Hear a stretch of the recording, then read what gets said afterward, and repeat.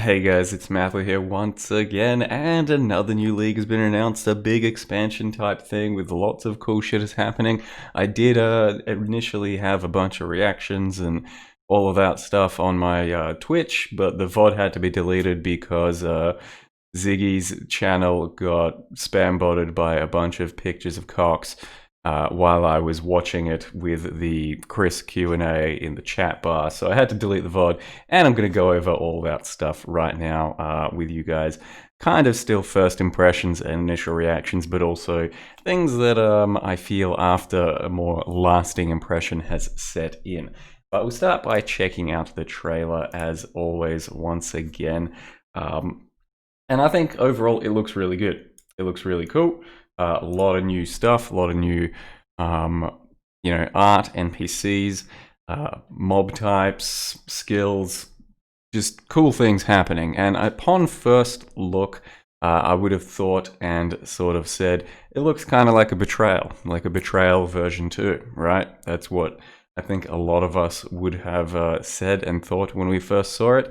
But when someone brought that up on Reddit, Bex did say that she similarly thought it looked like Betrayal at first glance, but it's not like that at all. Once, she knows a lot more about it and has seen a lot more of it, it's not like Betrayal, it's its own separate thing, and it does look like it's going to actually be quite a nice little change of pace, quite a nice little side piece of activities and quests, I suppose you could say, but ultimately it's just something a bit different in the genre of the ARPG. You're not just running around smashing stuff non-stop and killing stuff. It's not Breach League V43. It's yet another sort of different take on something you can do in this type of game from our lords at Grinding Gear Games. So like Blight, like a Betrayal, stuff like that. All of a sudden we got a whole bunch of different stuff to interact with. So there's going to be like a stealth meter, not necessarily a stealth meter, but a breaking shit meter. So if you're actually opening boxes who you're seeing at the time, typically they're saying you can still run around and kill everyone. And it's mostly going to affect your alert level when you've actually grabbed the thing, and then that means you have to run out of there and get out of there quickly to seize your loot. And it looks like there's going to be quite a lot of fun new loot, fun new ways of getting the loot, and there it is, escape the facility. You still have to kill lots of cool stuff, you still have to engage with lots of cool new mechanics, and I think ultimately it's nowhere near as complicated as it originally seems, because it does look, as always, new league comes out, looks kind of complex and looks kind of weird, but after you see like a bit more of the gameplay, and after you hear Chris talk a bit about it, it does kind of reassure you a bit, I think, because it doesn't look that complex to interact with. Like, you're just going to click a few buttons once you kind of know what you're doing, and you learn what the mechanic is after a little bit, and you'll probably be able to speed through it pretty quickly if you really want to. Similar to a Betrayal, where you will just click whatever the hell you want real quick and move on about your way. You'll be able to like probably pick up a blueprint, quickly smash in whoever you need to smash into it, and then just jump into the little side map, do your little content if that's what you want to do, and it should be pretty seamless. Though, as always, it looks like one of those that you could definitely ignore as a league mechanic if you're really not enjoying it, and there's lots of other content for us to enjoy if this isn't your favorite sort of mechanic going around, because there is a lot of new skill gems, a lot of new loot, a lot of new little revamps, or new revamps, just a lot of revamps to other skills. Even this tornado shot, you can see, well, no longer the tornado shot, did look pretty different and funky. Got this new skill, black hole, but no, it's actually void sphere, and that looks pretty cool as well. But just a lot of the art looks really fancy.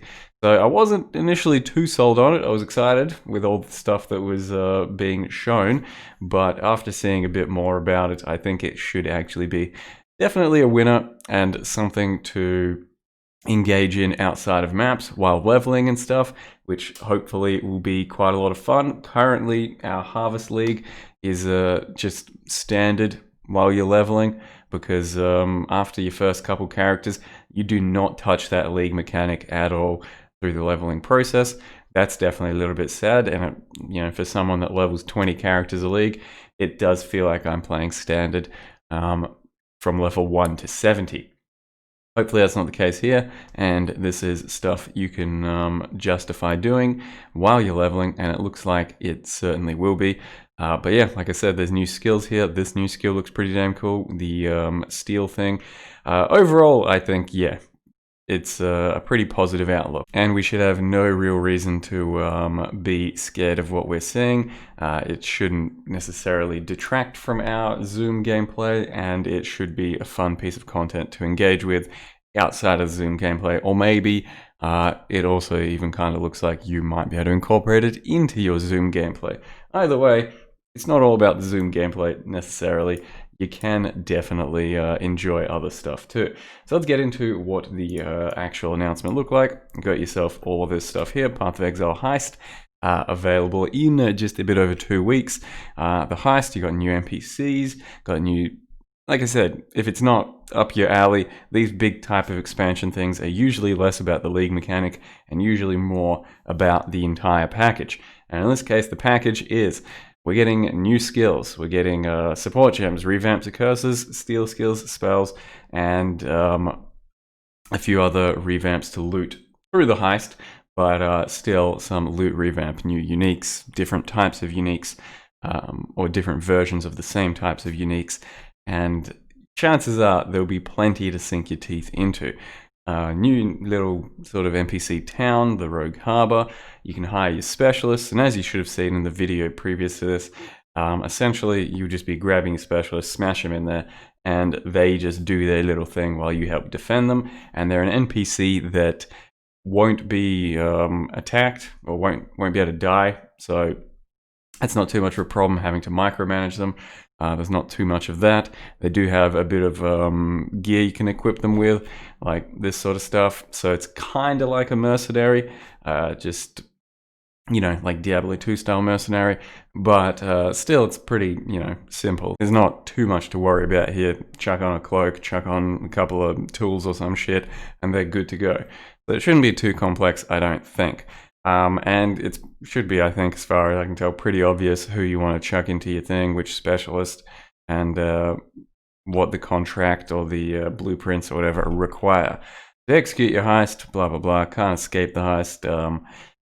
That's when you got to run away, and you can't really... Well, losing in this situation is just not collecting your fat loot. So you'll learn what you can and can't do, what you're supposed to do with your stealth or your... sort of killing early on, I'm pretty sure, and it'll become pretty clear after it happens. Like similar with most league mechanics and trailers, you look at it and you go, I'm not smart enough for this, what is happening? But it really just takes on a bit of hands-on experience to be able to understand what a league mechanic is and wants from you, and I think that should be made clear pretty early into the new league. So you then plan your grand heist, since the ultimate goal is the grand heist, the large piece of loot and slight, little mastermind plan. And then there you go, blueprint laboratory, or some bunker of insulation, or a big one, an area level 84. And that's where supposedly the best loot is going to come from, and the most funky loot that's most different. So if we look at something that they said, that is this sort of stuff here, final reward will be, let's say, an item that all sockets are linked with. So easy 6 link. Life modifiers have 6% increased effect. So that's a big chunk of extra life as an implicit sort of thing, or just what it does as an enchantment. Or this one here has 200% increased attribute requirement. Pretty rough, but 600 strength, not the end of the world to get. And then physical modifiers have 15% increased effect.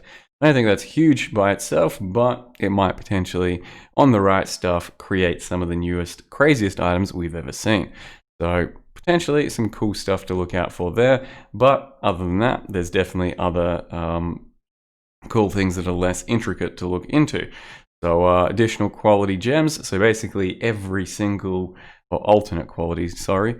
Every single gem is now going to have alternate types of quality, and hopefully they said that they might make the quality stuff a bit more obvious upon first sight, because unless you know every gem in Path of Exile and what every one of their qualities does, you might not, upon first glance, understand what the alternate quality is.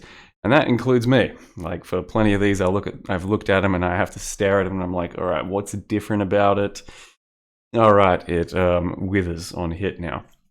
But that does mean in some cases it's going to change the way a gem kind of incorporates or functions in your character altogether, which means you can do some different stuff with it, some pretty out there things. For example, this Archmage now has a whole bunch of added code, so it does change the way you build in some cases, I would think. In some cases, it's just a slightly different quality. Like this, gives you ultimately 20 life gain on hit with a cleave if you have 20 quality. Nothing too insane, but just a little bit of a boost. Exclusive rewards still are trinkets, go in the new equipment slot. These magical items influence what rewards you'll find from the future heists you run. So this will tell you what kind of stuff you can get from your heists, and it will be a separate little slot on your character inventory slot. 5% chance for Regal Orbs to drop as Exalted Orbs. So that, for example, could be a nice new way of getting exalts. But sounds like this league will have plenty of loot, much more than some others in the past that have been a bit bland about it, I think. Replica uniques, some of these uniques will be just different, similar uniques, but, you know, not the same thing as you're used to. So, for example, the big one out of these is the Abyssus. Abyssus, instead of having fizz damage, will have all of these nice little early attack ones, still the crit multi, and then increased early damage taken instead of fizz damage taken. And that should be a lot easier to counter, I would think, with something like Divine Flesh from the Legion Timeless Jewels. Overall, just seems like a nice alternate way of using an Abyssus in a build for attacks, as opposed to just the usual fizz conversion ones. So that's a pretty cool item, and there's plenty of others, and there'll be plenty of other unique replicas, and a few different base types as well. So this Solarine Bow, bunch of extra fire damage just to start with. Nothing too exciting, but who knows what else is in store for us and what other cool new base types there are. You then have some oppressive curses, sharpened steel skills, and powerful spells, and I can rip into those as well. So changes to curses we've got here. How many curses are now classified as hexes and now use the doom mechanic. Self-cast hexes build up doom the longer they're active, increasing their effect, which then follows onto this: impending doom support and doom blast. Impending doom triggers Doom Blast when the supported hex on an enemy expires, causing an explosion of chaos damage based on the level of doom that had accumulated while the hex was active. It does sound very like occultist friendly, and like a slightly different way of using your curses and those types of skills. And from what we've seen so far, it actually looks pretty damn funky. Maybe it'll be a little slow, a little clumsy to put on, not too sure. But it definitely looks explodey, and that's the kind of stuff you like seeing. And curses can be very strong, very powerful in this game, especially if you utilize them correctly.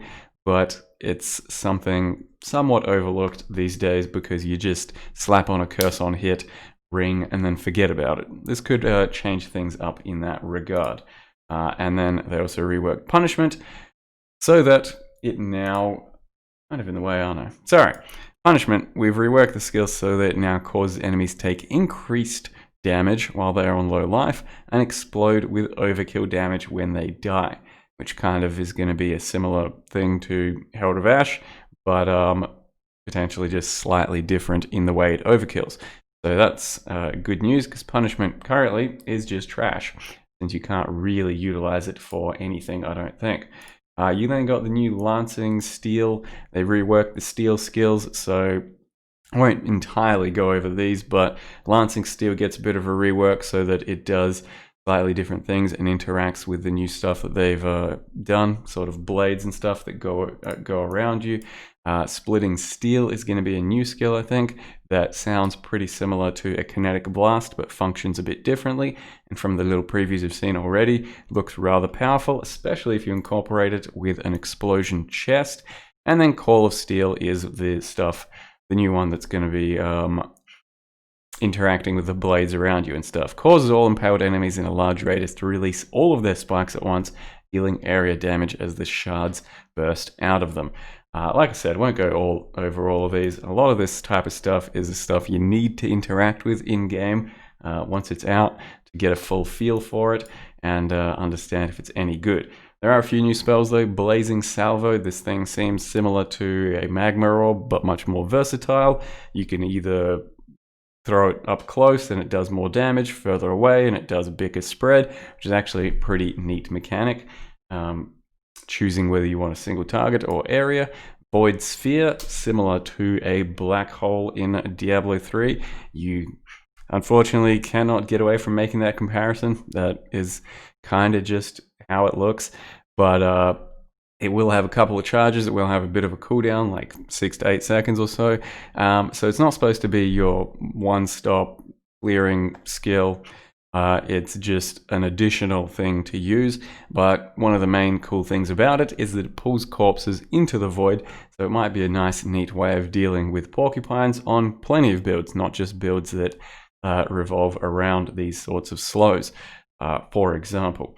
But yeah, that one definitely looks really cool. Maybe we can still make it a main skill in build sort of thing, and that would be really fancy. You then have Flame Wall, which is a pretty interesting mechanic because you can interact with it in 2 ways.